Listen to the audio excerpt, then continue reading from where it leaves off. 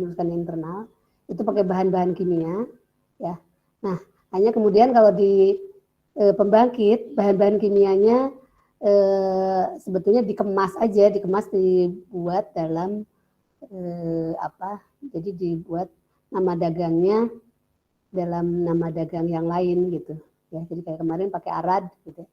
Nah, memang setiap katanya ada nama dagang yang lain ya, hanya saya agak lupa. Tapi secara basicnya sih sebenarnya sama ya. Jadi itu adalah pakai ya ini terutama yang pakai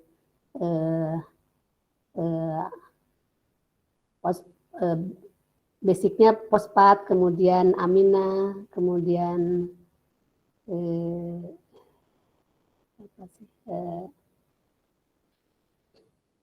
ya ini yang polimerik dispersan ya. Ya kita mulai ke ini untuk contoh nama dagang bahan kimia untuk pengolah air umpan boiler ya.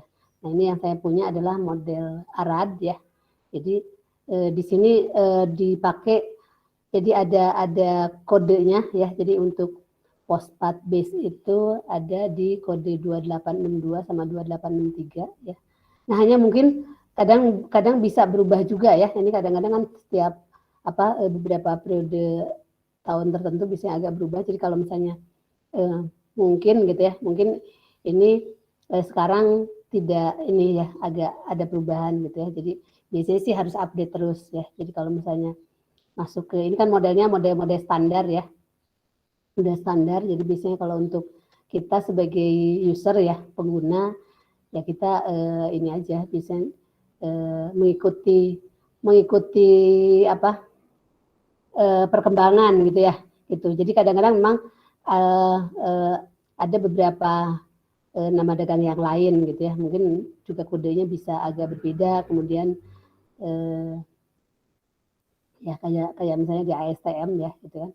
Nah hanya secara basic sih biasanya tetap gitu ya. Jadi kalau yang penting kan secara teori yang kita pelajari itu adalah untuk pengelolaan air umpan boiler itu kan terutama kan ada 3 ya gitu. Jadi untuk menghilangkan atau mengurangi terjadinya endapan, kemudian terjadinya kerak, sama yang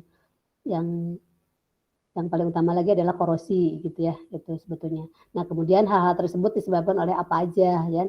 Jadi terutama kan yang udah kita pelajari adalah disebabkan oleh mineral-mineral ya, kemudian terutama dari kesadahan ya. Kesadahan itu ada Mg, ada kalsium gitu ya, kemudian ada mineral-mineral yang lain juga kayak Fe, tembaga ya, kemudian ada Mn ya, gitu ya secara kation, kemudian juga ada anion juga ya, di antaranya biasanya yang dia bisa menyebabkan endapan itu banyak senyawa-senyawa sulfat, senyawa karbonat ya, senyawa hidroksida ya. Jadi tetap secara pH itu harus diatur ya gitu ya. Kemudian juga kation anion kan sebetulnya kita udah masuk sampai demin ya gitu kan, sampai 2 tahap malah deminnya. Jadi mulai dari RO sama yang desalinisasi termal, kemudian yang kedua adalah dengan resin penukar kation sama anion ya gitu. Jadi sebetulnya udah lebih murni gitu ya. Jadi kalau hanya memang tetap di internal itu ditambahkan lagi bahan kimia tertentu ya, itu untuk mengurangi terjadinya akumulasi dari kotoran-kotoran yang ada gitu. Karena walaupun udah memenuhi standar ya di make up water ya, kemudian masuk ke air boiler itu tetap harus diolah lagi ya, karena itu akan terjadi penumpukan lagi ya atau akumulasi dari kotoran-kotoran yang ada ya. Jadi di sini adalah ada 2862 dan 2863 itu adalah untuk fosfat base ya. Jadi fungsinya adalah terutama untuk mencegah terjadinya korosi ya. Jadi kita tahu bahwa korosi itu kan diakibatkan oleh adanya kation sama anion ya gitu. Ya, jadi mineral-mineral itu akan terakumulasi lagi menjadi cukup banyak lagi. Nah, sehingga memang untuk lebih mengendapkan ya penyempurnaan Jadi diikat lagi dengan fosfat ya, jadi dia supaya terjadi endapan kembali gitu ya. Gitu. Jadi di sini adalah nanti kaitannya terhadap caustic coaching ya, ini kayaknya adanya basa, kemudian embrittlement ya, karena akan terjadinya korosi ya. Kemudian juga secara umum tadi yang adanya ya kayak kation ya, kesadahan ya gitu ya, mineral-mineral. Kemudian juga asam ya gitu ya. Kemudian juga ini adanya deposit hardness ya. Ya pada boiler. Nah, kemudian secara karakteristiknya memang kita tahu bahwa senyawa fosfat itu adalah merupakan bahan anorganik ya. Memang penanganannya relatif mudah gitu ya. Kemudian juga dia bilang kombinasi ataupun penggunaan single ARA 2862 atau 2863 ini tergantung pada kualitas make up boilernya. Jadi nanti nah kita tahu bahwa sebetulnya kan fosfat ini kan merupakan merupakan kalau misalnya dia sebagai garam fosfat itu kan dia sebagai garam basa ya. Jadi karena kan dia fosfatnya kalau dia sebagai PO4 ya, PO4 tigamin itu kan dia sebagai basa lemah. Jadi kalau misalnya disenyawakan dengan kation, misalnya ada natrium ya, sebagai natrium fosfat, itu nanti kan akan terjadi ada Na2HPO4 ya, kemudian ada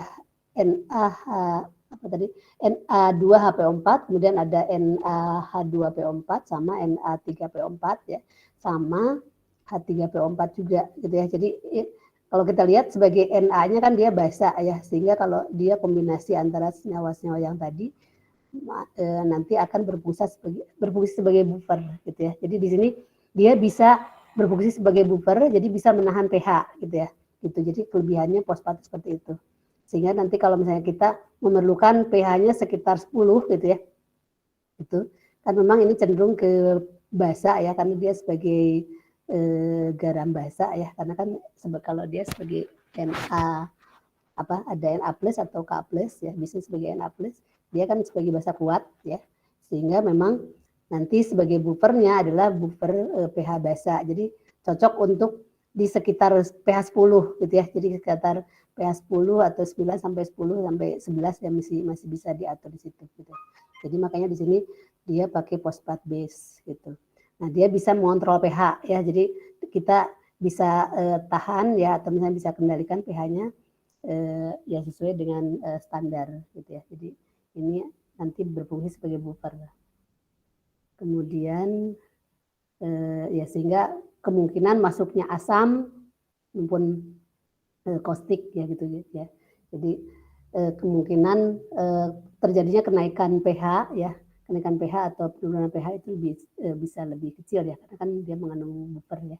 Jadi kita tahu bahwa buffer itu dia bisa menyangga ya, jadi sebagai penyangga pH ya.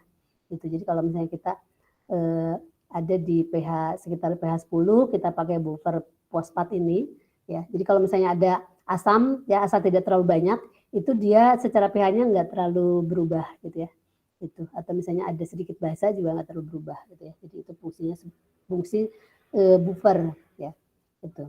Kemudian khusus didesain untuk high pressure boiler jadi ya. Jadi untuk fosfat ini. Nah, kemudian ada lagi ARA 2863, ini dia sebagai polymeric dispersan ya. Kita tahu kemarin yang udah kita bahas adalah endapan itu bisa didispersikan kalau misalnya endapannya kecil ya, terutama atau sedikit ya, terutama kalau yang ada dalam air boiler gitu ya. Jadi kemarin kita bahas bahwa kalau di boiler itu misalnya terjadi akumulasi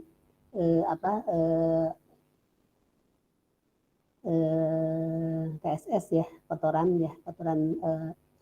partikulat ya, itu kalau misalnya dia cukup banyak memang sih sebaiknya diendapkan ya gitu. Jadi diantaranya pengendapannya bisa dengan yang kemarin itu adalah sebagai kalsium hidroksida ya, atau misalnya pakai natrium karbonat ya. Sebenarnya nanti kalau misalnya jumlahnya kecil sebenarnya cukup tadi yang pakai fosfat ini ya gitu. dia juga sebenarnya ikut mengendap ya. Nah, hanya kalau misalnya kecil ini bisa didispersikan ya, jadi dengan polimeric dispersan ini. Gitu. Jadi di sini mencegah terjadi pengendapan karena metal oksida. Jadi antaranya kalau misalnya terjadi ada besi oksida atau tembaga oksida ya, ini misalnya adanya kan kayak kemarin kan dia bisa terjadi perihidroksida ya, atau misalnya CO hidroksida atau yang punya terjadinya endapan gitu. Tapi kalau misalnya dia jumlahnya sedikit sebenarnya bisa didispersikan, jadi dia didispersi di dalam air boiler ya. Nah, secara karakteristiknya seperti ini, jadi merupakan senyawa polimeric dispersan ya, jadi bisa mendispersikan endapan. Kemudian harus didesain untuk high pressure boiler ya. Kemudian dan kombinasinya dengan senyawa fosfat base ya, akan menjadi program pH fosfat coordinated polymer ya. Jadi nanti sebetulnya kan untuk pengaturan pH ya, pengaturan pH dengan fosfat ya, sama nanti kayak dikoordinasikan dengan ini polimeric dispersan ya. Itu tadi kan fungsinya adalah terutama untuk pengaturan endapan ya, kemudian kaitannya juga terhadap pH ya. Nah, kemudian ini di kondensat untuk kondensat treatment ya, jadi bisa juga ada masalah di kondensat, jadi kita harus dilakukan pengolahan atau treatment, terutama kalau adanya CO2 ya. Jadi kalau adanya asam itu dengan cara ditambahkan amin base ya, jadi dinetralisasi, ini neutralizing amin base ya. Nah, sebenarnya kan tujuannya sama juga ya, diantaranya untuk mencegah korosi, karena kita tahu kalau misalnya ada asam itu bisa mempercepat terjadinya korosi ya. Gitu. Jadi kalau di pipa kondensat ya, terutama dapat di aliran kondensat nanti merusak ke pipa-pipa kondensat. Gitu. Nah, ini kan terutama adanya terbentuknya senyawa carbonic acid ya, karena adanya CO2 dengan H2O ya, kita tahu akan menjadi asam karbonat gitu. Jadi sifatnya dia sebagai asam gitu ya. Gitu. Nah, ini bisa terjadi pada sistem kondensat. Nah, dengan ditambahkan amin, sebetulnya kita harapkan nanti CO2-nya kan akan ternetralisasi ya, jadi asamnya ya, H+-nya. Karena kita tahu amin kan dia sifatnya basa ya, sedikit basa ya, kemudian CO2 tadi asam karbonat dia sifatnya asam ya. Ini kira-kira reaksinya. Jadi kalau di boiler dia bisa bersifat seperti ini. Jadi ada asam karbonat, kemudian ada CO3 2-min juga ya, akan terjadi keseimbangan reaksinya seperti ini ya, bisa emang bentuk CO2 lagi. Nah, sehingga nanti CO2 dengan H2O membentuk asam karbonat gitu ya. Nah, kira-kira ini seperti itu. Nah, walaupun sebetulnya kan dengan steam ini dia bisa keluar sebagai CO2, ini terutama kan di nah, oh ya, oke. Nah, ini masuk ke steam, jadi CO2-nya dia akan masuk ke steam gitu nanti. Nah, ini yang bisa menjadi permasalahan di steam, gitu. Jadi terjadi korosi gitu. Ya. Nah, sehingga perlu ditambahkan amin base ya, di sini pakai arad 3828. Jadi dia sebagai neutralizing amin base ya. Nah, ini sebetulnya fungsinya bisa juga mencegah terjadinya korosi di kondensat dengan menetralisasi carbonic acid ya, asam karbonat tadi, dengan menaikkan pH pada level yang memungkinkan corrosion rate ini Fe. Jadi bisa tadi, jadi di pH-nya dinaikkan supaya laju korosinya cukup rendah gitu ya. Gitu. Jadi sehingga diharapkan kalaupun ya pokoknya seminimal mungkin kalaupun terjadi korosi, kalau bisa sih dihilangkan gitu ya. Gitu. Jadi sifatnya dia menaikkan pH gitu ya. Karena kan tadi asam dengan basa dia akan menjadi garam gitu ya. Itu sehingga pH-nya menjadi lebih netral, sehingga terjadinya laju korosi itu bisa dikurangi gitu ya. Gitu. Kemudian karakteristiknya memang didesain untuk high pressure boiler dengan sifat distribution ratio ya, kemudian juga thermostability, neutralizing capacity, dan basicity yang sesuai. Ya. Jadi secara karakteristik seperti ini. Nah, sebenarnya akan secara mekanisme kerjanya adalah seperti ini ya. Tadi kan secara kalau reaksi memang amin itu kan dia ini ada gugus alkil yang berikatan dengan NH2 ya. Jadi amina ini sebagai gugus amina. Jadi kalau gugus amina adalah sebagai NH2 itu. Di sini ada H2CO3. Jadi sebetulnya kalau memang secara ikatan memang kalau H2CO3 dia kan asam, memang dia sebagai asam lemah ya. Jadi cenderung nanti H plusnya akan lepas ya. Jadi H plus plus CO3 min gitu ya. Nah kemudian si H plusnya nanti akan diikat sama ini. Jadi RNH2-nya dia akan cenderung dia bersifat muatan negatif gitu ya. Jadi ada kutub negatif di sini karena dia jadi dia kan dia sebagai NH2, jadi R-nya cenderung positif, NH2-nya dia cenderung negatif gitu, sehingga kalau ada H plus dia akan terikat di gugus NH2 ini ya. Jadi akan terbentuk RNH3 plus. Jadi ini sebagai ion amonium ya. Jadi kalau ini neutralizing amin, asam karbonat, jadi cenderung akan menjadi ion amonium sama bikarbonat gitu ya. Nah, sehingga diharapkan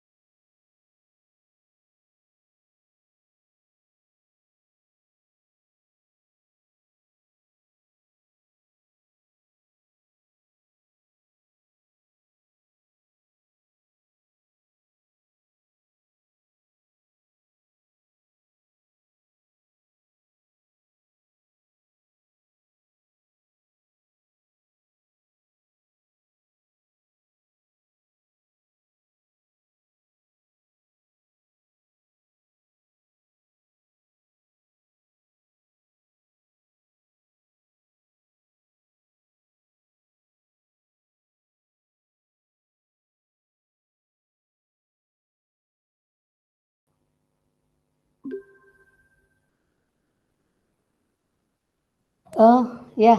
Ini udah suara saya udah terdengar lagi belum? Sudah, Bu.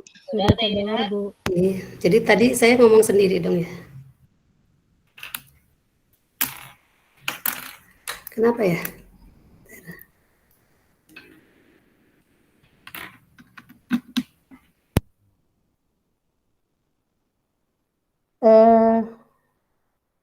Baik, keras.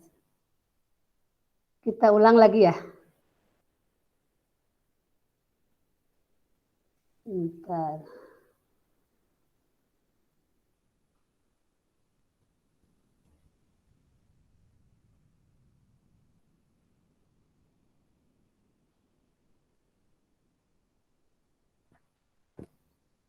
Image-nya bermasalah atau apa ya?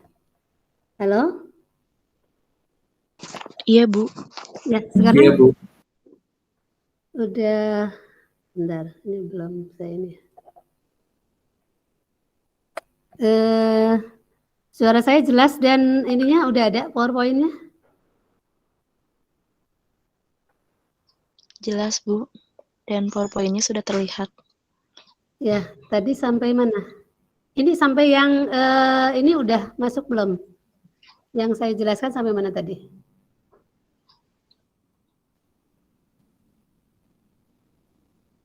Atau baik kita coba agak diulang aja ya. Ini kayaknya sih masih cukup waktu. Nah, ini kan merupakan apa sih yang tadi udah saya bahas itu adalah jadi kalau di pembangkit itu sebenarnya sama pakai bahan kimia, hanya bahan kimianya di apa ya? Jadi dibuat atau dikemas dan dikasih nama dagang tertentu gitu ya, gitu. Jadi diantaranya ada nama dagang Arad gitu ya. Itu yang sekarang dipakai di pembangkit ya, walaupun ada juga pakai nama dagang yang lain ya. Ya, walaupun saya agak lupa namanya, mungkin nanti kalian bisa dicek ya. Jadi selain Arad ada nama yang lain, tapi secara basic ya itu adalah sama. Jadi kita dia sebagai fosfat base, kemudian sebagai amin base, sebagai polymeric dispersan gitu ya. Itu pada dasarnya sih ini merupakan bahan-bahan kimia ya. Jadi bahan-bahan kimia untuk pengelolaan air umpan boiler ya. Gitu. Jadi terutama ini yang dipakai adalah di internal pengolahan internal ya. Gitu. Ya, Sela kalau misalnya ada problem langsung di ini ya, langsung saya kasih tahu ya, kayak misalnya tadi di telepon. Baik, Bu. Ya. Nah, kemudian kalau kita lihat di sini ada ARA 2862 dan ARA 2863 dia sebagai fosfat base ya. Jadi secara fungsi adalah terutama untuk mencegah korosi ya. Jadi kita tahu fosfat base ini adalah dia bisa bersifat sebagai buffer ya, karena kita tahu fosfat kan dia mengandung PO4 3- ya. Kemudian kalau misalnya disenyawakan dengan basa ya menjadi garam ya, misalnya natrium fosfat gitu, nanti akan terbentuk bisa sebagai Na2HPO4, bisa sebagai Na2 tadi apa Na2HPO4 atau NaH2PO4 atau Na3PO4 ya. Bisa juga sebagai H3PO4 gitu ya. Nah, campuran itu dia sebagai buffer ya. Kita tahu bahwa dia cenderung ke basa ya. Jadi dia kalau dia sebagai garam adalah garam basa gitu ya. Gitu. Sehingga memang kita bisa buat sebagai pH buffer di sekitar lebih dari netral ya. Jadi sekitar kalau misalnya larutan atau apa sih maksudnya air umbar boiler kan di sekitar 10 ya. Jadi memang makanya dipakai fosfat itu dia sesuai untuk dibuat sebagai buffer pH di sekitar pH 10 gitu ya, gitu. Ya. Jadi makanya fosfat base ini bersifat sebagai larutan buffer gitu ya. Jadi dia bisa mengontrol pH gitu. Sehingga kemungkinan terjadinya kenaikan atau penurunan pH ini bisa dikurangi gitu ya, gitu. Jadi biasanya kalau misalnya terjadi penambahan sedikit asam atau misalnya sedikit basa ya, asal tidak terlalu banyak, itu pH-nya bisa tidak terlalu berubah gitu ya. Jadi sifat buffer ya, dia sebagai sifat buffer itu seperti itu.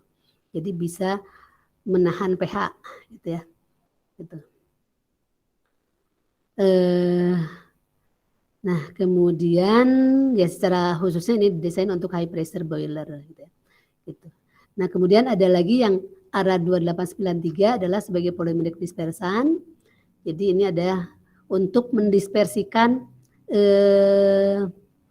partikulat ya atau TSS. Tapi kalau konsentrasinya kecil gitu ya, jadi ditambahkan ini senyawa polimer ya, polimerik.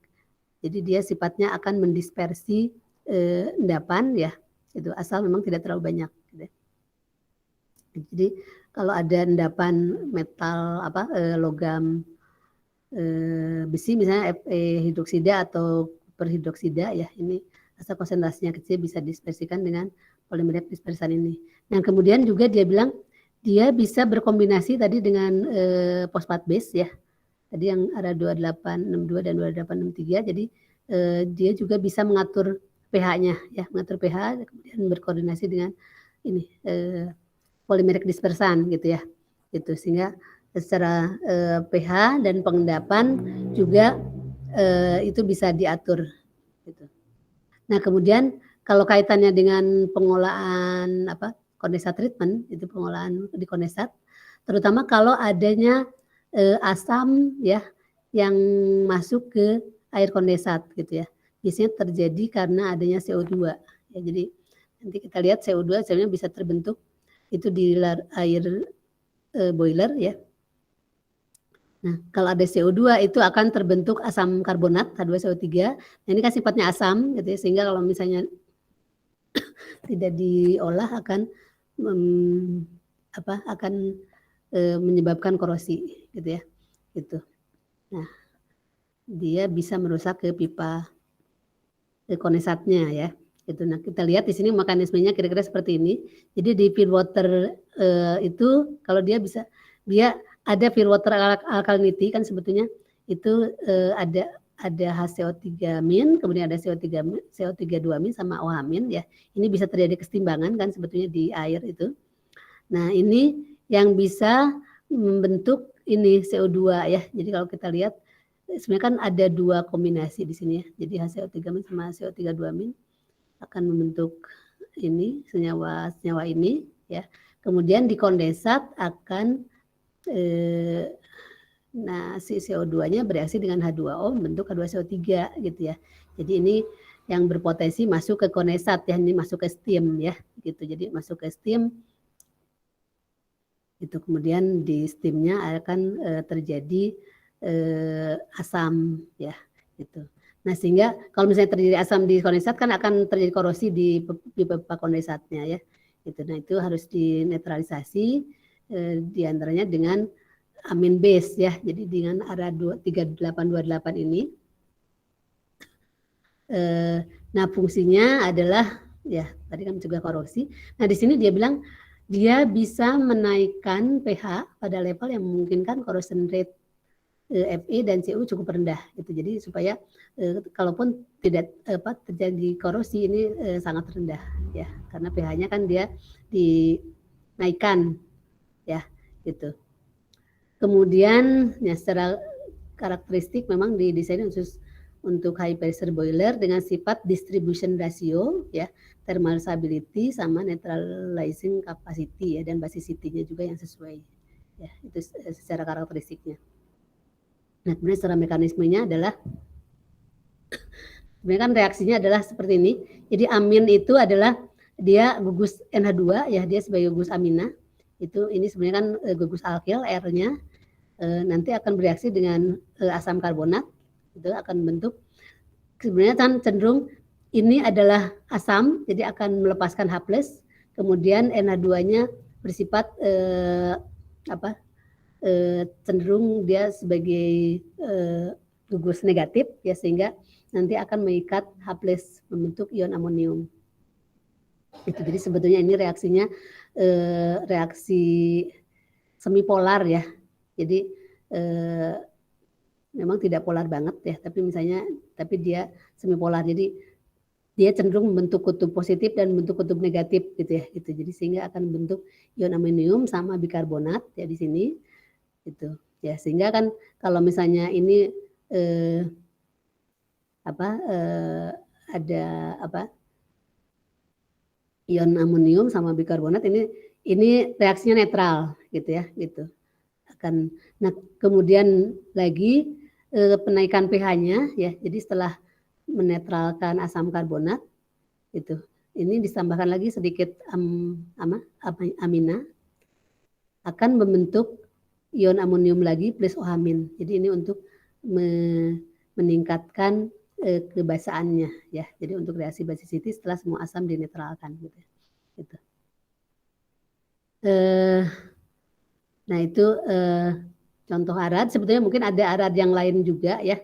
Jadi sifatnya adalah kan kayak diantaranya kan kemarin yang kita bahas ada sulfit ya, kemudian ada hidrazin juga ya. Itu jadi nanti kalau misalnya di arad dia sebagai arad berapa gitu ya. Jadi setiap nyawa kimia itu ya untuk apa maksudnya untuk pengolahan air umpan secara internal ya gitu. Nah, kemudian ini contohnya untuk kalau terjadi troubleshooting ya. Jadi ya walaupun di sini terutama yang fosfat sama fosfat silika sama conductivity ya. pH ya. Fosfat, pH, silika sama conductivity ya, ini untuk pengolahan air boiler. Jadi kalau terjadi troubleshooting sebenarnya kan adalah di luar standar ya. Jadi bisa kurang atau bisa berlebih gitu ya. Jadi contohnya misalnya ini pH dan ortofosfat. Kalau dia di luar, jadi kalau secara control box-nya kan di sini standarnya. Jadi kalau misalnya dia di luar, actionnya ada seperti ini. Jadi dia berdasarkan permasalahan masing-masing, dibilang bisa ditambah atau dikurangi, ya atau bisa juga di blow down ya gitu. Nah ini misalnya pH-nya kan standarnya antara 9,4 sampai 10,2. Jadi kalau kurang harus dinaikkan injeksinya, jadi ditambahkan ada 2862-nya ya, sehingga ya nanti kan akan mencapai ke standar ini. Tapi kalau misalnya berlebih itu harus di drop atau dikurangi ya. Bahkan kalau perlu di blow down dulu gitu ya, supaya karena kalau misalnya kelebihannya terlalu banyak, biasanya harus di blow down dulu ya sampai mencapai standar gitu ya. Gitu. Kemudian ortofosfat juga sama, kalau dia standarnya adalah 1 sampai 15 ppm fosfatnya. Jadi kalau kurang dari 1 ini dinaikkan ya ditambahkan. Tapi kalau misalnya kelebihan dia dikurangi ya atau di blow down. Kemudian untuk silika juga sama. Kalau dia kurang ya ini kan harus kurang dari 0,02 gitu. Jadi kalau misalnya dia berlebih berarti dia harus di blow down atau di drop conductivity di air umpan boiler ya gitu. Jadi bisa juga dicek di air umpan boilernya. Kemudian untuk conductivity juga sama. Jadi standarnya ada kurang dari 500. Jadi kalau misalnya lebih ini harus digunakan cycle, dia bilang dengan melakukan blow down atau di drop conductivity di air umpan boilernya gitu ya. Gitu. Jadi ini kita bisa juga ngecek di air umpan boilernya. Jadi boiler feed water nanti secara parameternya apa aja ya, kemudian kaitannya dengan standar ya, di antaranya ini pada pH, total iron, copper, silika, DO sama hardness ya. Gitu. Jadi standarnya ini di sini ya. Jadi kalau yang standar yang ini jadi kalau misalnya kurang atau lebih dari standar, ya jadi kalau misalnya kurang itu harus dinaikkan injeksi arad 3828. Kalau lebih berarti dia harus di drop ya, dikurangi atau dibuang ya. Bahkan harus di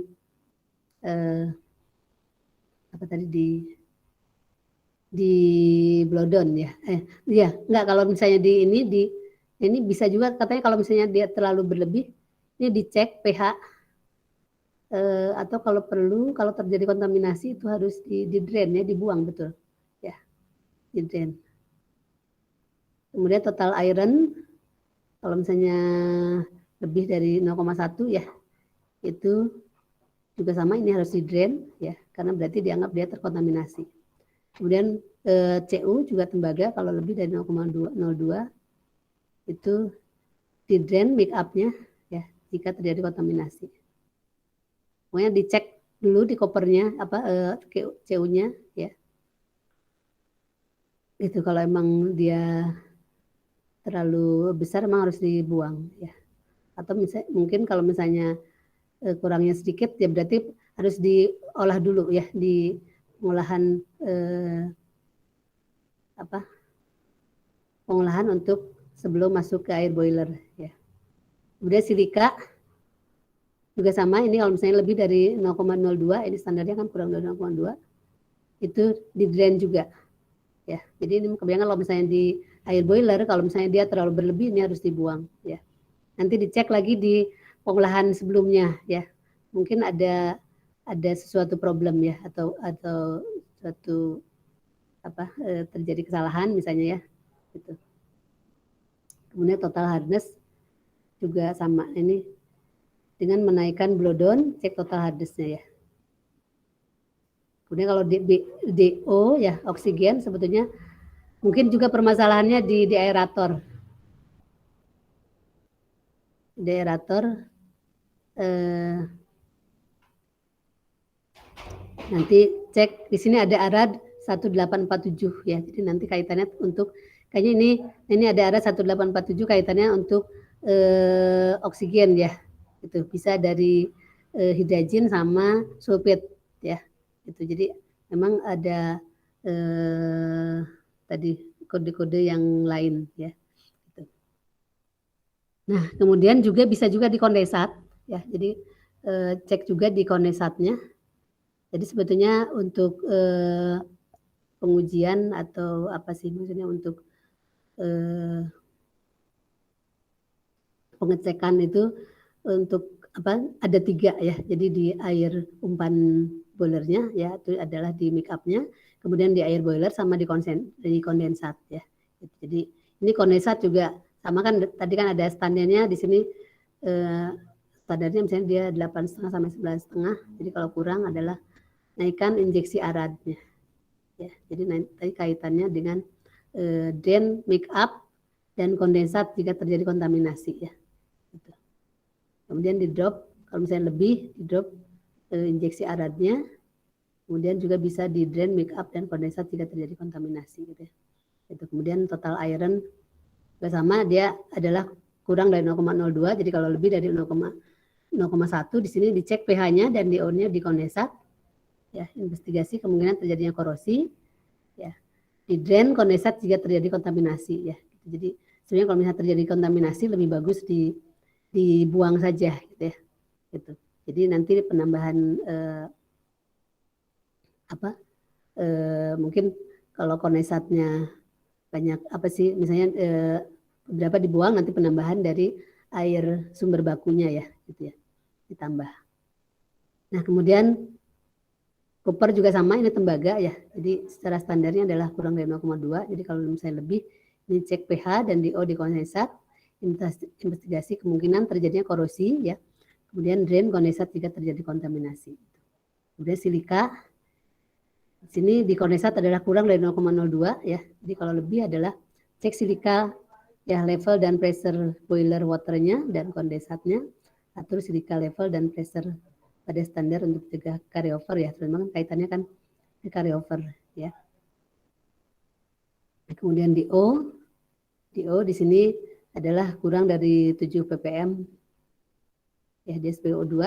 Jadi kalau lebih dia kemungkinan terjadi kebocoran dia bilang ya. Jadi mungkin ada permasalahan di aeratornya gitu, sehingga DO-nya jadi tinggi gitu ya. Gitu. Jadi ini harus dicek di aeratornya.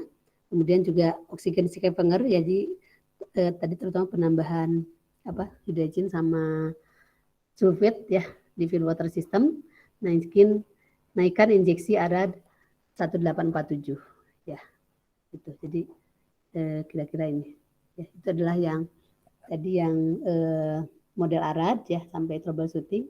Nah, kemudian ini ada teknologi VSEP ya. Sebenarnya ini saya peroleh dari internet. Ya, jadi ada beberapa sebetulnya ya. Kalau misalnya kalian dicek ya atau dipelajari, di search aja dari internet, ada beberapa model ya. Ini diantaranya adalah teknologi VSEP.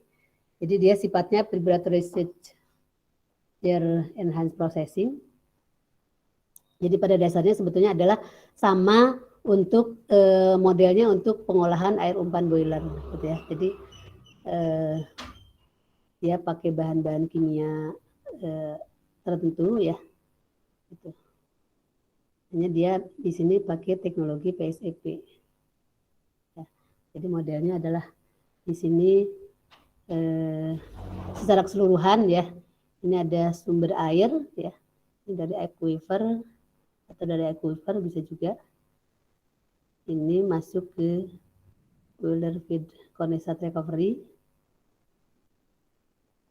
Kemudian masuk ke wastewater treatment ya, ini untuk power plant water cycle-nya ya. Ini untuk secara keseluruhan di power plant water cycle.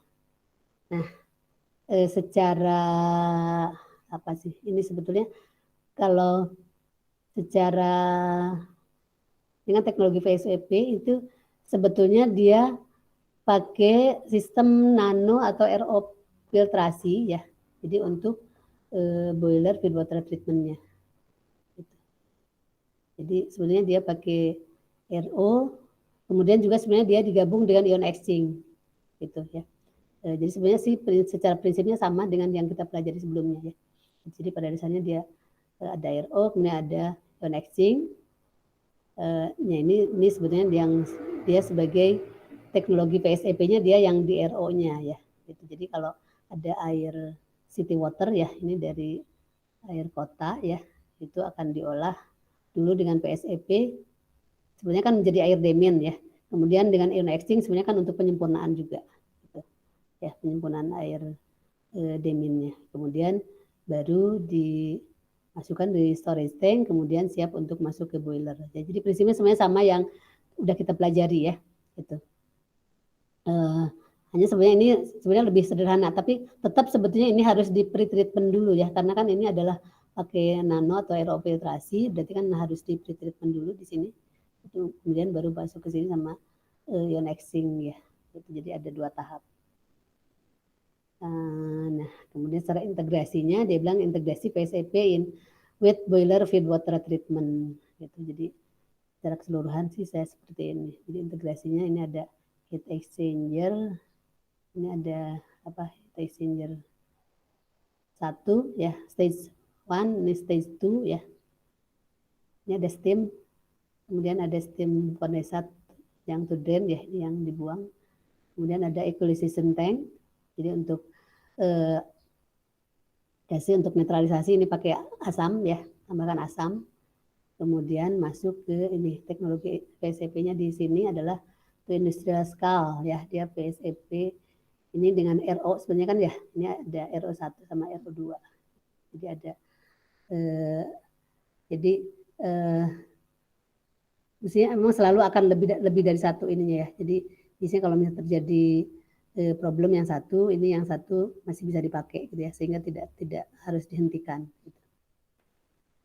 Nah kemudian ini hasilnya masuk ke konsentrat tank ya, kemudian ini adalah sebagai ini ini konsentrat ya, konsentrat to disposal ya, ini konsentratnya dia dibuang. Nah hasilnya sebenarnya kan ini yang dari RO ini, hasilnya masuk ke nanti sebagai air, nah ini masuk ke sini ya, sebagai air umpan boiler.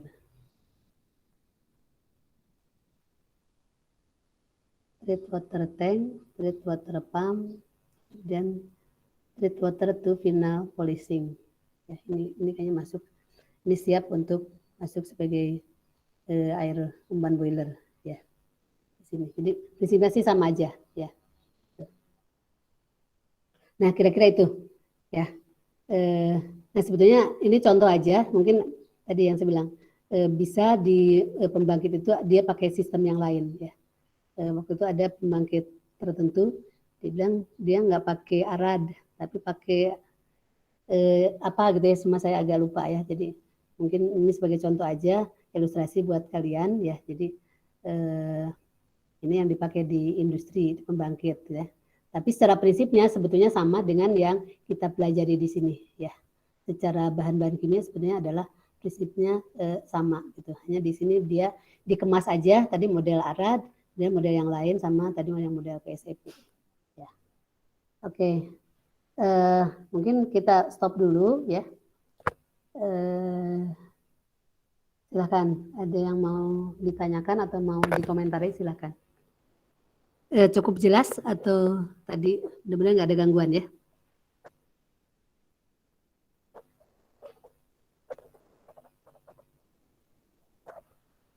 Ya, bisa dipahami yang lainnya? Bisa, Bu. Ya, silakan, mungkin ada pertanyaan.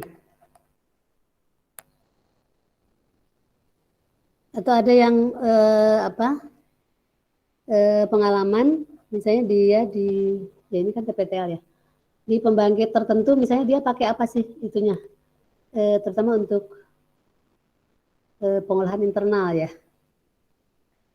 Walaupun kalian nggak ini ya, nggak sempet ini ya, karena nggak sempet KP ya.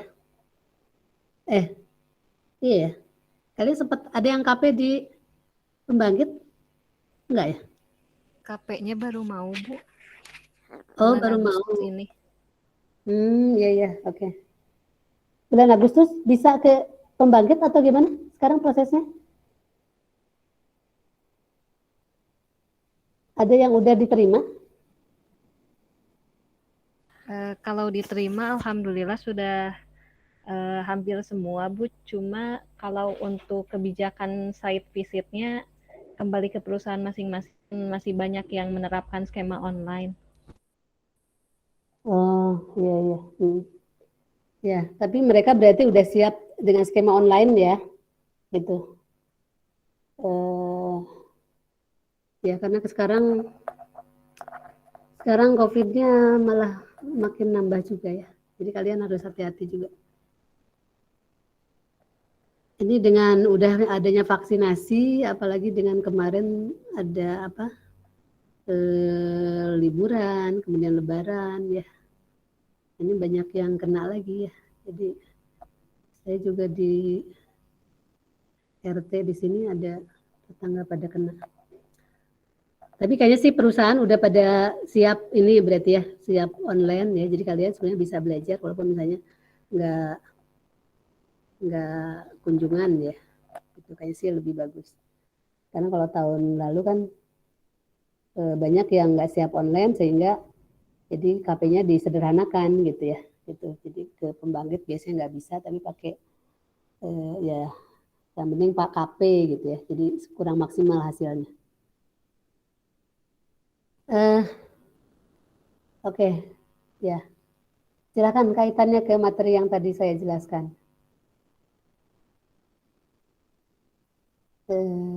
Ya sebenarnya kan ya nggak terlalu sulit sih, hanya memang itu aja. Memang penerapan dari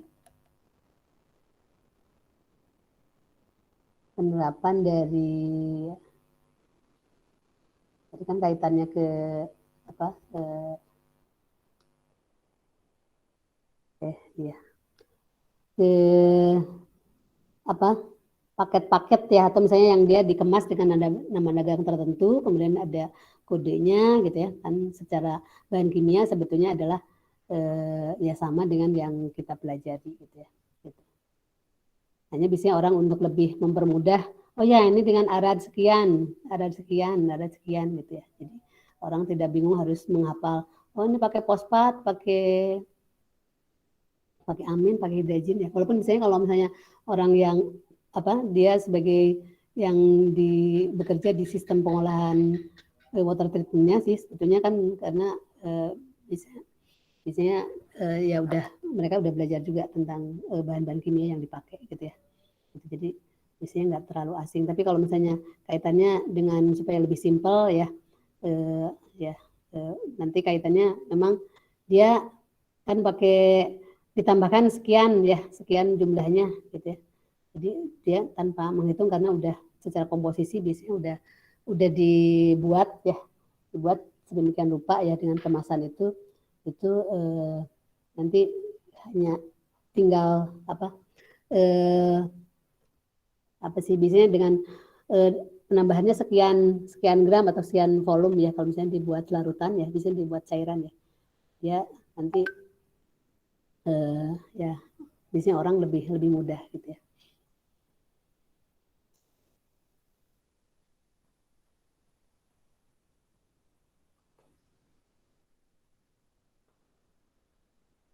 Ada yang mau ditanyakan?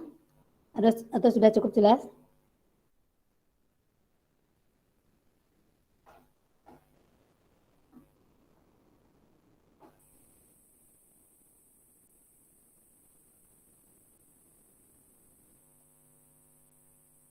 Sudah cukup jelas, Bu.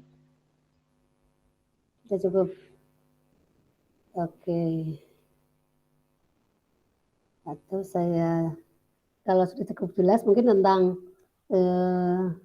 water treatment boiler ya. Ini pengolahan air umpan water treatment. Ini kan ini adalah pengolahan air umpan boiler, feed water treatment boiler ya. Gitu. Ya, secara materi ini udah selesai ya. Jadi kayaknya kita masuk ke sistem pendingin ya. Gitu. Ya, ini ada sebenarnya secara pengolahan air pendingin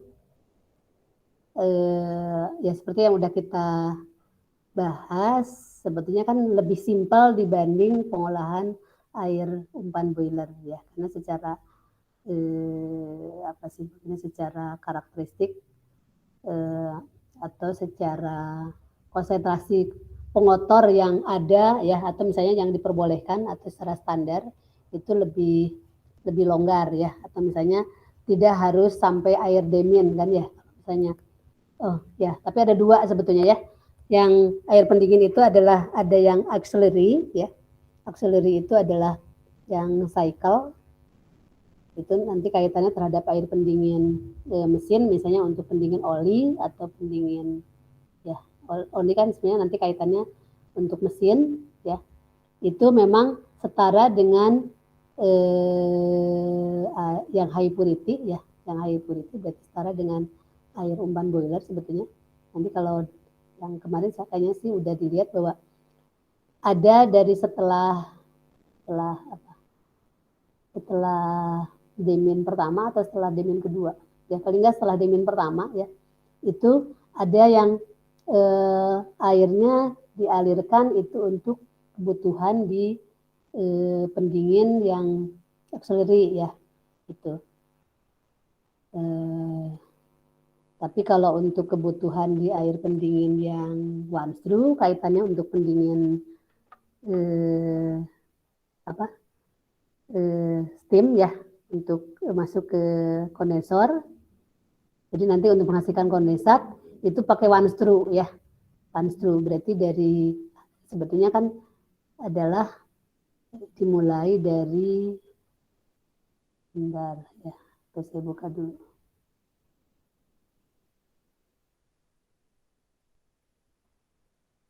Dimulai dari awal ya. Oke, sebentar.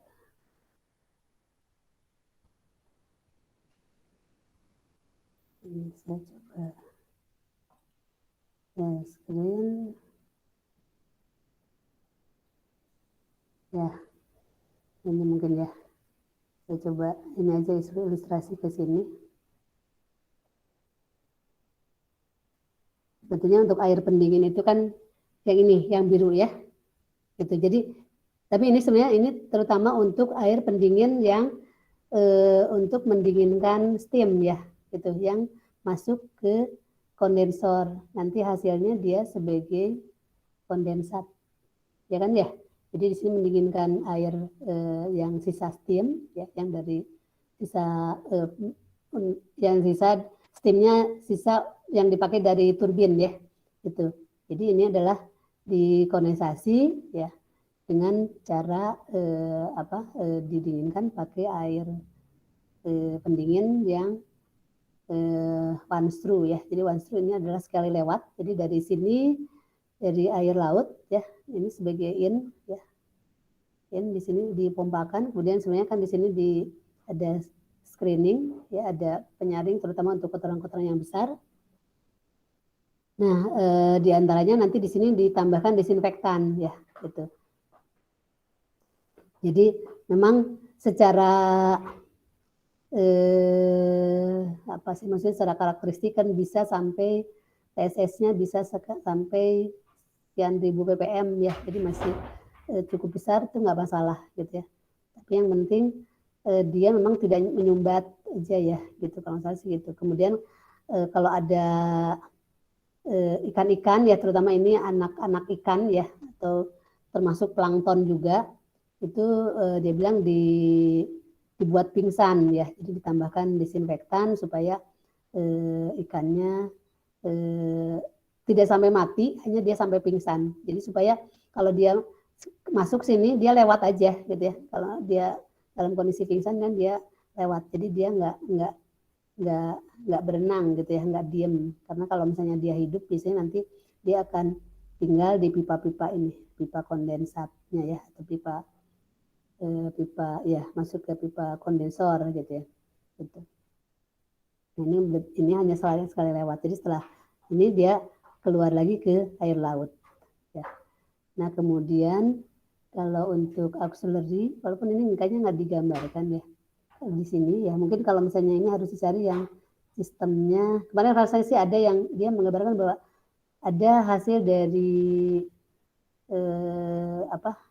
Demian ya, bisa kayaknya sih bisa dari Demian pertama atau dari setelah WTP itu yang dia diambil untuk air sebagai air pendingin auxiliary gitu ya, gitu ya. Jadi kalau secara keseluruhan kan memang ini adalah tujuannya untuk masuk ke sebagai air umpan boiler ya. Jadi ini yang pengolahan air umpan ya. Pengolahan air umpan kan ini masuk MBD dulu atau RO, kemudian WTP, kemudian di aerator, kemudian kondensat polishing ya, karena ini gabung dengan kondensat.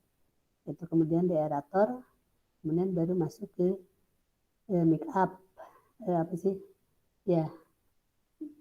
Dia masuk ke air boiler di sini ya. Ya, dia masuk ke make up dulu ya. Make up dulu baru masuk ke air boiler gitu.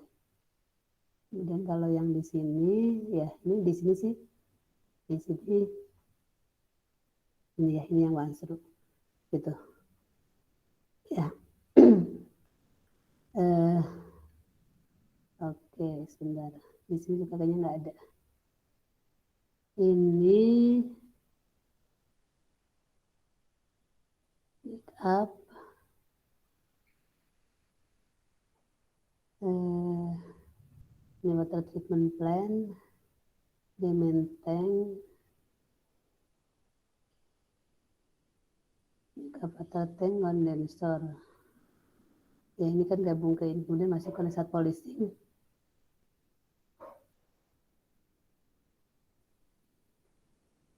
Apa turbin, superheater. Ada yang nemu nggak yang masuk ke auxiliary?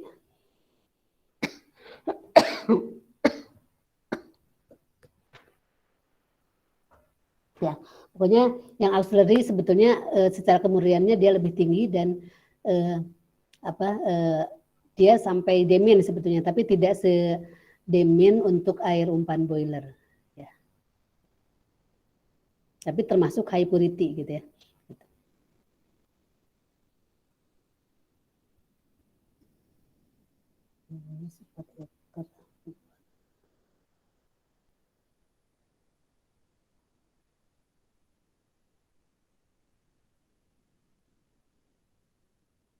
Oke, nah mungkin ya, jadi kira-kira seperti itu gambarannya. Kita masuk ke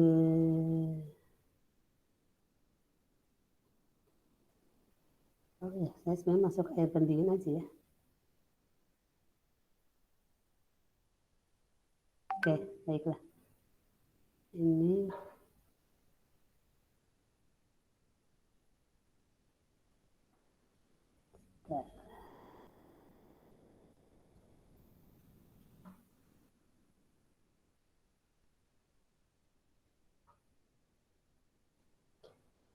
nah mungkin itu ini walaupun ya ini mungkin nanti di tugas kalian bisa diperdalam ya tentang ya, sistem air pendingin. Coba cari contoh yang mungkin lebih apa ya, mungkin lebih aplikatif ya. Nah, ini emang yang saya dapat ini dari Ozonia Swiss ya. Dia bilang ini adalah pengolahan air pendingin pembangkit ini ya, ini aja saya. Nah ini saya peroleh dari yang sistem ozon ya, dia di Swiss. Jadi dia bilang dikembangkan oleh Ozonia Swiss. Jadi lembaga pengolahan air ya dengan kontainer sistem ozon dalam pembangkit termal ya. Jadi dia bilang sih ini untuk pembangkit listrik tenaga termal. Jadi untuk air pendingin, terutama untuk air pendingin yang ada cooling apa sih maksudnya? Ini untuk yang one screw ya. Ya. Jadi ozon yang dihasilkan oleh pembangkit dia akan digunakan untuk mengolah air umpan cooling tower ya. Walaupun dibilang ini untuk cooling tower dengan program dosis biosida. Ya, ada cooling system.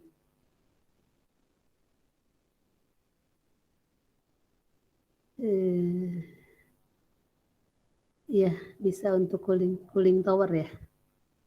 Cooling tower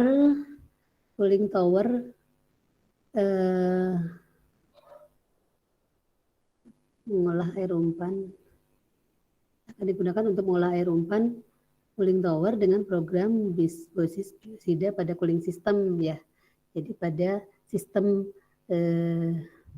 pendingin ya. Nah, di sini ozon dengan sistem biosida dia merupakan salah satu sistem disinfektan. Jadi sebenarnya dengan ozon ini dia sebagai disinfektannya aja gitu ya.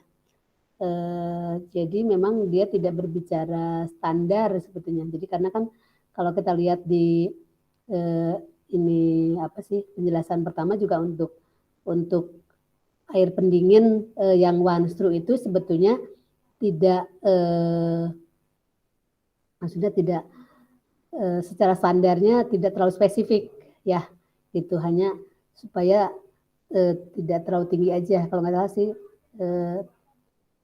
tidak melebihi 5.000 ppm rasanya sih apa TSS-nya ya gitu. Jadi makanya cukup dengan di screen aja ya, kemudian ditambahkan desinfektan ya gitu. Jadi diantaranya di sini pakai desinfektannya ozon. Jadi ozon itu adalah O3 ya. O3 dia sebagai sebetulnya ini adalah sebagai oksidator. Jadi nanti bisa dipilih oksidatornya memang selain ozon ya, memang bisa juga dengan kaporit atau pakai hipoklorit ya. Kayaknya sih yang banyak dipakai di pembangkit di kita di Indonesia itu dia pakai sistem hipoklorit. Jadi dibuat hipokloritnya dari air laut ya, air laut dan dia mengandung NaCl. Nanti akan diubah dengan cara elektrolisis ya. Jadi ya sebetulnya sih kalau misalnya dari kalian kemarin ada yang menanyakan bisa untuk tugas akhir ya, jadi membahas tentang pembuatan apa sih generator desinfektan ya, desinfeksi dia untuk kaitannya untuk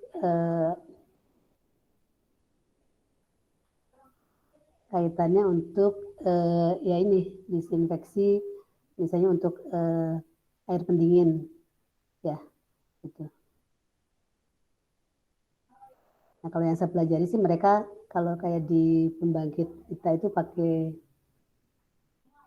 pakai hipoklorit ya. Tadi dibuat dari air laut ya, air laut mengandung NaCl, kemudian di sistemnya pakai elektrolisis nanti membentuk natrium hipoklorit ya, sebagai desinfektannya adalah natrium hipoklorit ya, NaOCl ya. Jadi kalau ini secara rumus kimianya sebagai OCl-.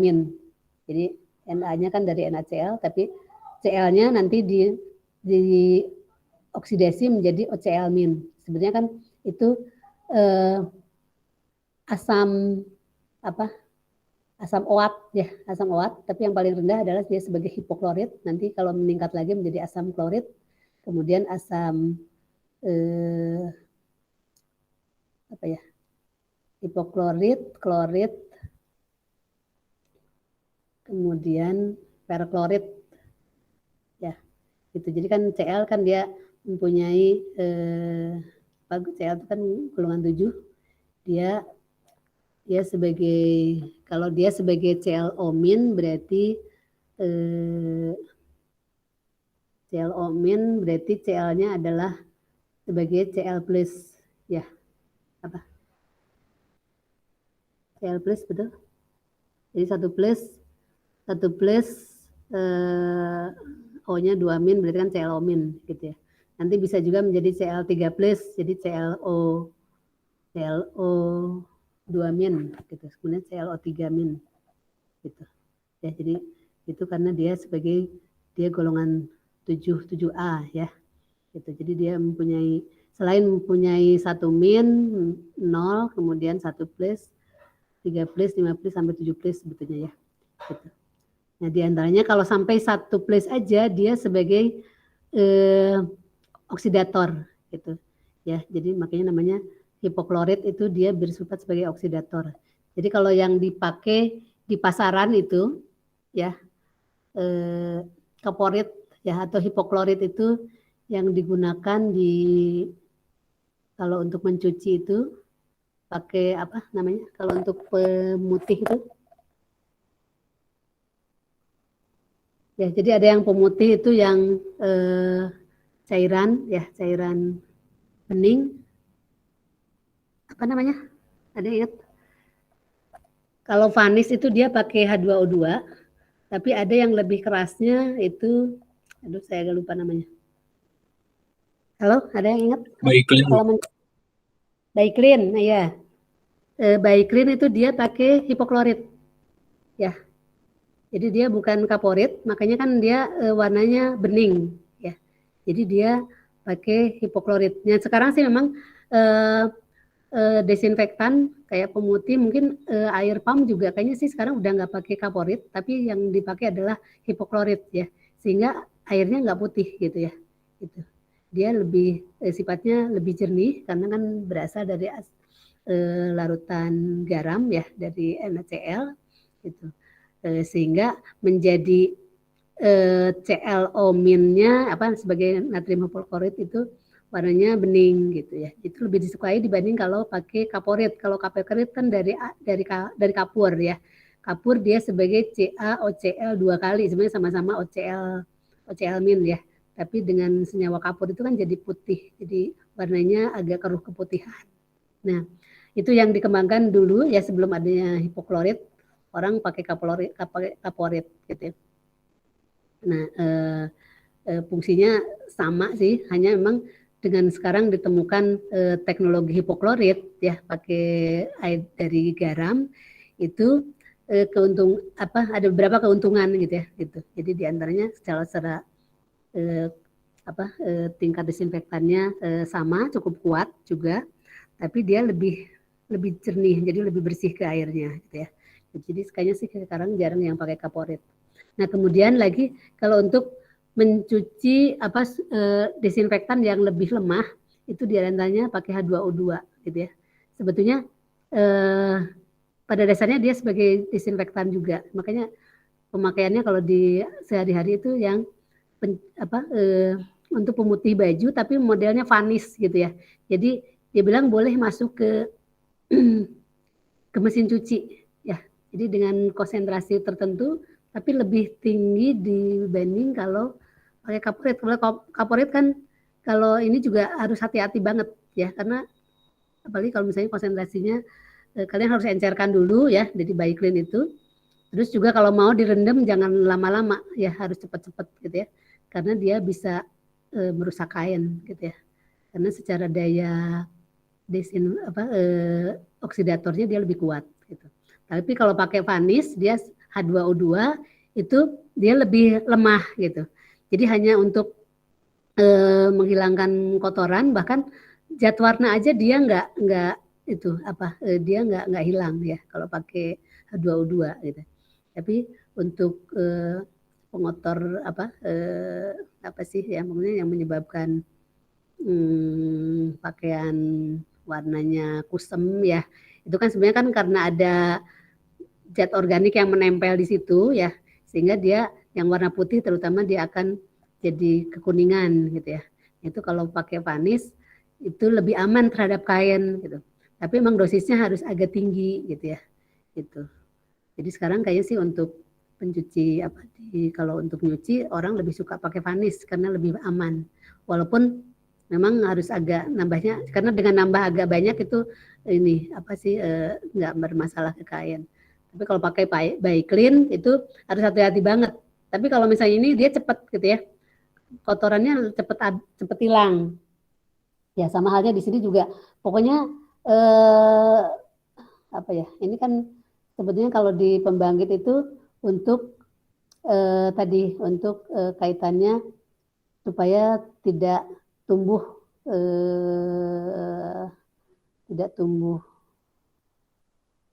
maksudnya tidak tumbuh kalau misalnya masuk ke jadi hewan maksudnya mikroorganisme nggak tumbuh gitu ya gitu. Jadi terus tadi kaitannya terutama untuk kalau dia dari air laut misalnya ada anak ikan atau plankton itu dia nggak hidup, tapi sih sebetulnya dia bilang sih hanya sampai pingsan aja gitu ya untuk memingsankan itu ya. Kemudian mikroba juga tidak menempel ya, tidak tumbuh di pipanya ke dinding-dindingnya gitu ya. Jadi dibilang di sini adalah terlindung dari mikroorganisme terutama yang dia dari golongan ini Legionella ya, yang sering ditemukan di cooling tower gitu ya. Jadi mikroorganisme ini diharapkan dia tidak tumbuh gitu, karena kan kalau misalnya dia tumbuh kan si cooling towernya kan jadi kotor ya, jadi berlumut ya, istilahnya kan dia lumut kalau kita. Jadi lumut itu kan sebetulnya akibat dari adanya pertumbuhan dari mikroba ya. Jadi mikroorganismenya tumbuh sehingga nempel ya, sehingga akan berkembang biak gitu, sehingga akan mengotori dinding kondensornya atau kalau misalnya masuk ke cooling tower gitu. Nah di sini dipakai ozon ini ya. Ozon dia sebagai O3 ya, dia sebagai sifatnya sama dengan dia sebagai oksidator ya. Jadi walaupun memang misalnya sifatnya levelnya atau misalnya tingkat oksidatornya agak berbeda. Jadi antara ozon sama hipoklorit ya, sama kaporit ya. Kemudian tadi yang saya bilang ada bisa juga pakai H2O2 gitu ya gitu. Nah memang kalau di pembangkit biasanya kalau yang saya tahu ya, terutama kalau ini di luar negeri dia pakai ozon. Memang kalau ozon dia lebih, katanya sih dia bilang lebih bersih ya, tapi emang secara harga dia lebih mahal ya gitu, karena ozon kan O3 sebagai O3 ya. Kemudian kalau hipoklorit juga sebetulnya kan cukup bersih juga karena kan dihasilkan dari NaCl ya. NaCl dia sebagai nanti dioksidasi menjadi NaOCl, jadi sebagai OCl- ya gitu. Dibandingkan kaporit sebetulnya di sini masih lebih bagus gitu ya. Nah itu yang saya tahu, kalau di kita masih pakai, banyak yang pakai NaOCl ya, jadi pakai natrium hipoklorit ya. Nah ini dia pakai O3 gitu. Nah di sini merupakan salah satu standar ozonnya Ozat dengan ozon generator dengan CFL lengkap dengan sistem power supply terintegrasi. Jadi memang secara nanti secara generatornya ya, di sini ada generator ozon ya, dia bilang jenisnya CFL ya. Ini ya mungkin sebagai kodenya dia ya. Jadi pembangkitnya sebenarnya kan yang penting dia untuk membangkitkan ozon atau untuk menghasilkan ozon ya. Yang jelas kalau ozon kan dihasilkan dari O2 ya. O2 bisa dari udara gitu. Tapi nanti dibentuk menjadi O3 gitu ya. Gitu. Nah ini emang dia ini aja ya secara gambaran apa sih maksudnya ini sebagai plan-nya ya. Jadi ini adalah install container plan, jadi untuk menghasilkan ozon tadi ya. Jadi pada dasarnya kan secara reaksi adalah dari O2 untuk ditingkatkan menjadi O3 ya.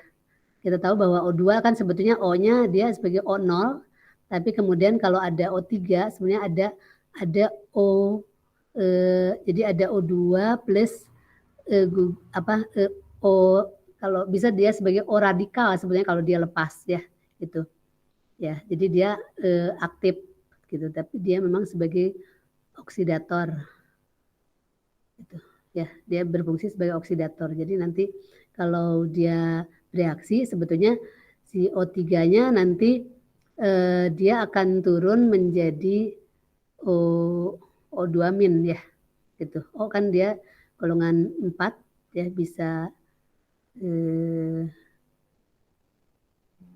golongan 4 ya. Jadi bisa sebagai O0, bisa sebagai O2- ya diantaranya. Jadi kalau dalam H2O kan O2- ya. Kemudian kalau dalam O2 dia sebagai O0 gitu. Kemudian kalau dalam O3 sebetulnya ada dia sebagai radikal O ya. Jadi dia mestinya sih sebagai O apa ya, tapi tidak dikatakan sebagai O+ sih sebetulnya karena dia sebagai O3 ya. O3 di situ ada O2 ya. Mungkin nanti kalian bisa harus ini juga ya, dipelajari kembali kalau misalnya masuk ke reaksi kimianya ya gitu. Tapi pada dasarnya memang O3 itu dia sebagai oksidator ya. Jadi dia nanti bisa mengoksidasi senyawa yang lain dan dia akan turun menjadi bilangan oksidasi yang lebih rendah gitu ya. Gitu. Nah ini secara skematiknya aja sih, ini skematik untuk di proses plan-nya ya, proses plan ozon. Pada dasarnya kan dia diambil dari sebentar. Ini dari dryer ya. Jadi ini berarti kan dari udara ya. Ini air preparation system. Ini dari udara ya. Makanya ini di dryer. Kemudian masuk ke OZCFL ya. Itu. Kemudian ini ada sistem cooling water ya. Reaksi sistem. Ya, pada dasarnya pokoknya dari sini akan menghasilkan O3 ya. Nah, ini secara power station datanya ya, ini spesifikasinya ya. Spesifikasi plan ozon ya, yang ozat di sana. Jadi memang dia pakai listrik. Jadi kayaknya sih modelnya dia pakai apa ya? Pakai elektrolisa ya kayaknya sih.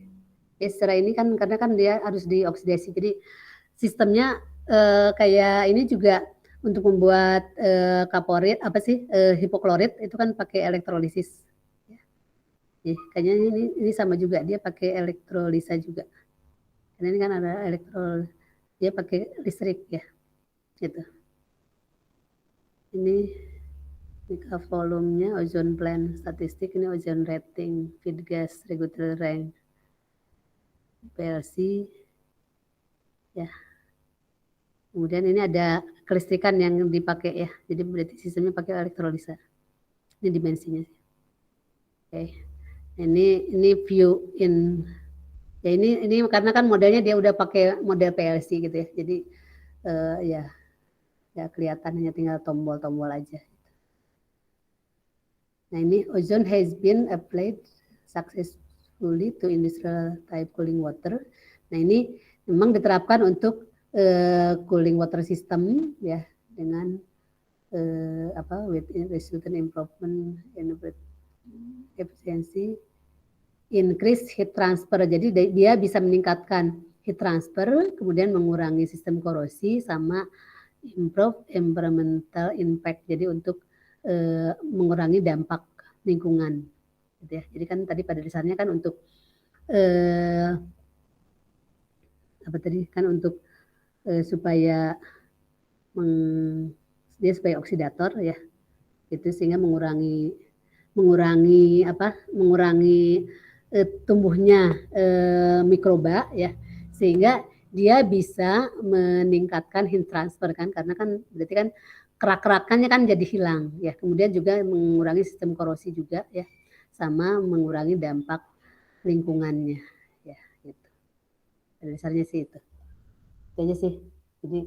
Jadi mungkin sebenarnya dari sini ini kalau misalnya mau tahu lebih spesifik harus dicari lagi artikel yang lain ya. Jadi supaya misalnya reaksi di sistem ozonnya seperti apa ya. Gitu.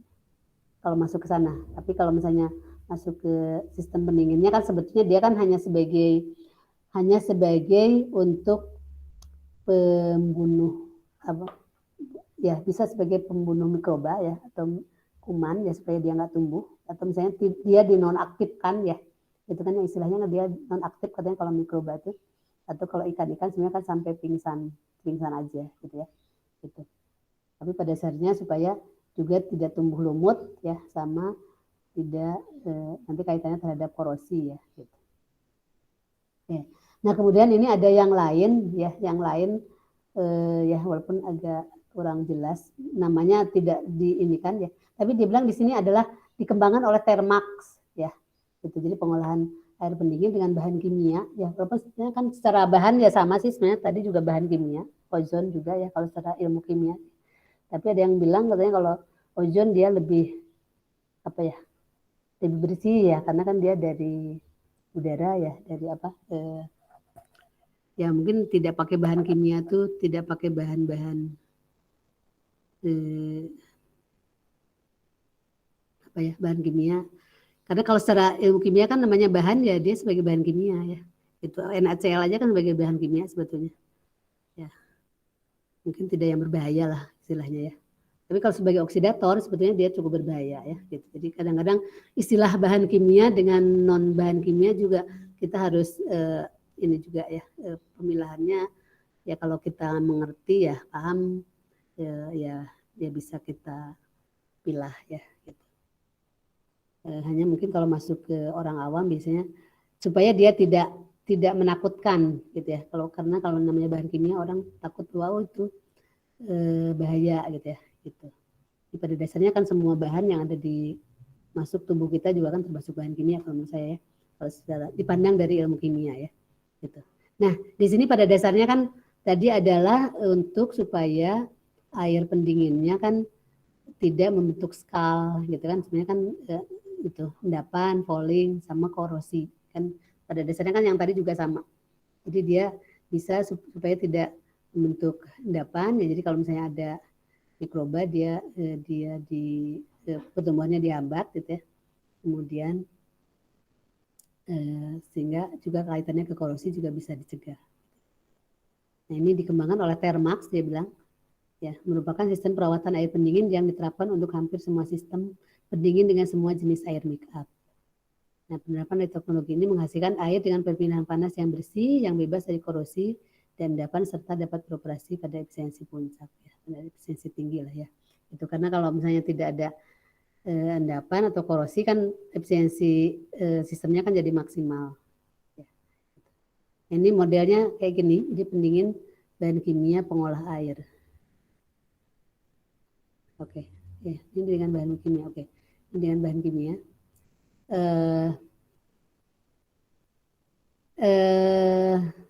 Jadi pada dasarnya sih secara prinsipnya sama dengan yang kita pelajari ya. Jadi bahwa dia adalah untuk mencegah endapan, kerak, sama korosi gitu ya. Gitu. Jadi kaitannya ke situ.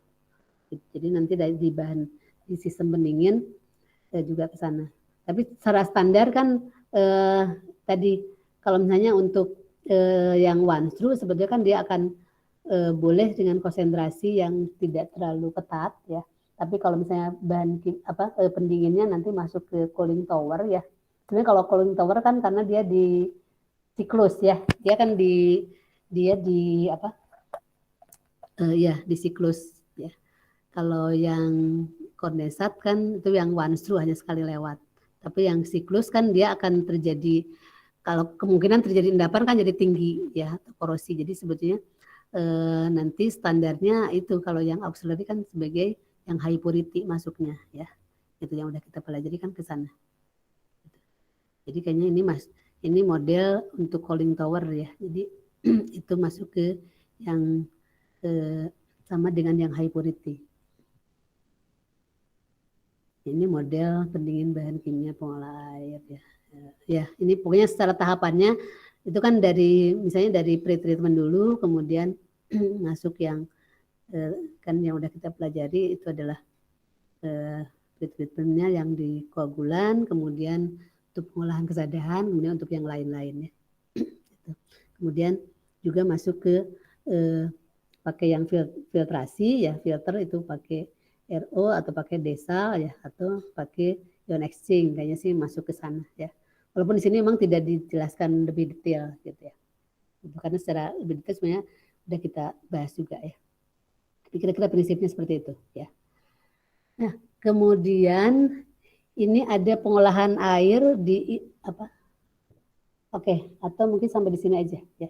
Kita nanti yang lainnya kita teruskan minggu depan.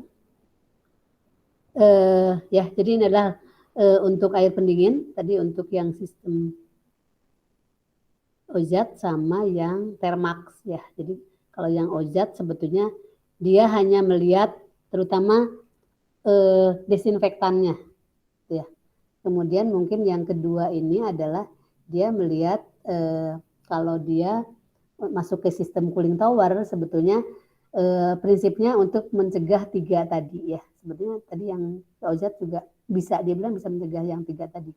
Endapan, kerak sama korosi ya. Sebenarnya kan 3 ya. Untuk feedwater air umpan boiler juga sebenarnya kan tujuannya mencegah 3 tadi ya. Mencegah terjadinya endapan, mencegah terjadinya kerak ya. Karena endapan kalau misalnya terlalu lama diem, apalagi dengan dipanaskan ya. Terutama kalau masuk ke boiler itu kan karena dipanaskan terus-menerus, kemungkinan terjadi kerak ya sangat besar. Kemudian bisa juga terjadi korosi ya. Sebenarnya dari kerak juga bisa terjadi korosi atau dari korosi yang lain. Tadi terutama kalau ada oksigen, ada CO2, kemudian ada kation anion ya, mineral-mineral, itu kemungkinan terjadi korosi ya. Nah, memang kemungkinan terjadi tingkat bahaya yang lebih tinggi memang di proses boilernya ya, karena kan dia dipanaskan terus-menerus dan secara pengotor kan kalau walaupun dia udah memenuhi standar dia akan terakumulasi kembali gitu ya, sehingga harus dimonitor terus gitu. Tapi kalau di air pendingin sebetulnya kalau dia once through, bahkan kalau once through kan dia hanya sekali lewat itu sangat ringan ya, karena asal memang tidak terjadi sumbatan ya. Itu biasanya masalahnya tidak terlalu besar ya, karena kan airnya akan kembali lagi ya, hanya sekali lewat aja.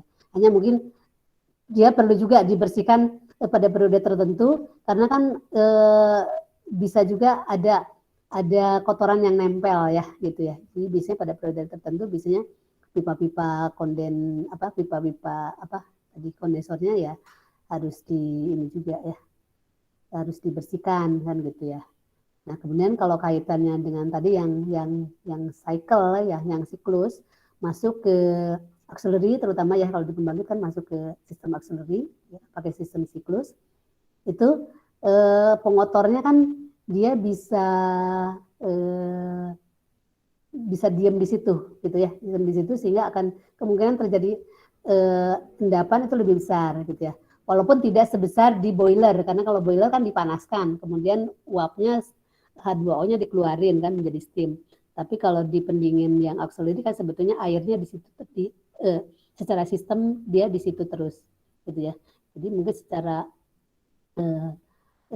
secara standar sebetulnya kalau kita lihat juga itu di bawah standar air umpan boiler ya gitu. Jadi sebetulnya sih lebih ringan dibandingkan air umpan, tapi memang lebih tinggi dibanding yang one through ya gitu ya. Tapi secara prinsipnya tadi 3 tadi, dia harus bisa menghilangkan mengurangi endapan, kerak sama korosi ya, sehingga nanti kaitannya ke peralatan itu lebih awet. Oke. Mungkin itu ya, kayaknya sih silakan kalau misalnya ada mau ditanyakan atau mau disampaikan. Kita masih punya waktu.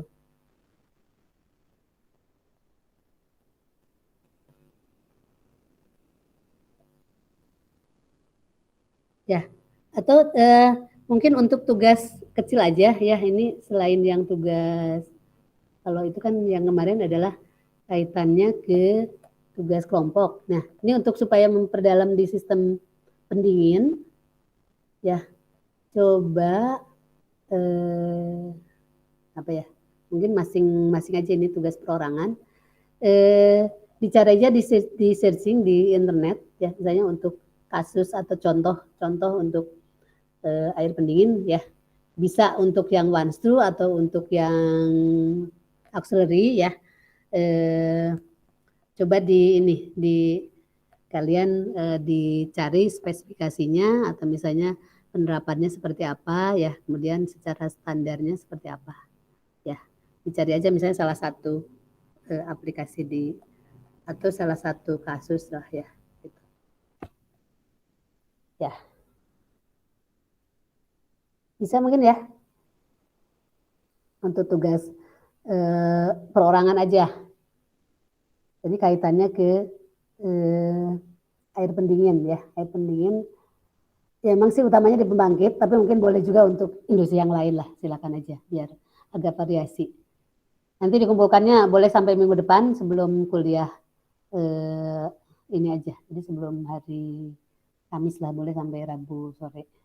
Gitu. Ya. Izin bertanya, Bu, untuk pengumpulannya lewat email atau grup WA, Bu? Oh ya, boleh lewat email aja kalau mau ke. Baik, Bu. Sebentar. Terima kasih. Nah, boleh ke email aja. Bisa ya, nggak ada masalah ya. Atau ada yang mau disampaikan lagi? Ya, jadi nanti kuliah saya ini kan udah pertemuan ketiga, jadi 2 minggu lagi nanti setelah itu kalian berikan presentasi, ya.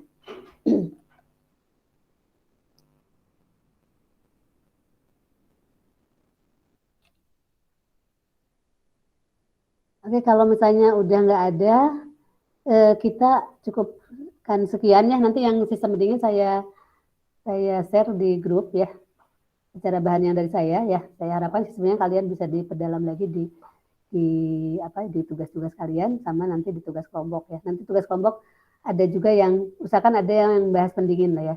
Jadi harapan di tugas kelompok bisa lebih pembahasannya bisa lebih bisa lebih lengkap lah gitu, ya. Bisa lebih spesifik, lebih mendalam juga. Tapi kalau di yang tugas orangan ya nggak apa-apa agak tapi untuk latihan, ya, sebagai latihan. Ya, makasih semuanya, ya, tetap jaga kesehatan. Kita masih daring, ya, kayaknya sih kita masih belum ada berita dari Polban untuk tatap muka, ya, karena ini juga kayaknya sih COVID-nya masih banyak terus. Bandung sekarang lockdown, ya, jadi kayaknya sih kalian katanya kalau yang luar kota nggak bisa ke Bandung, ya. Ya, terima kasih atas perhatiannya. Kita tutup kuliah ini, ya. Ya, dengan saya ucapkan Assalamualaikum warahmatullahi wabarakatuh, ya. Terima kasih. Waalaikumsalam warahmatullahi wabarakatuh. Terima kasih banyak, Bu. Ya, sama-sama. Saya pamit, ya.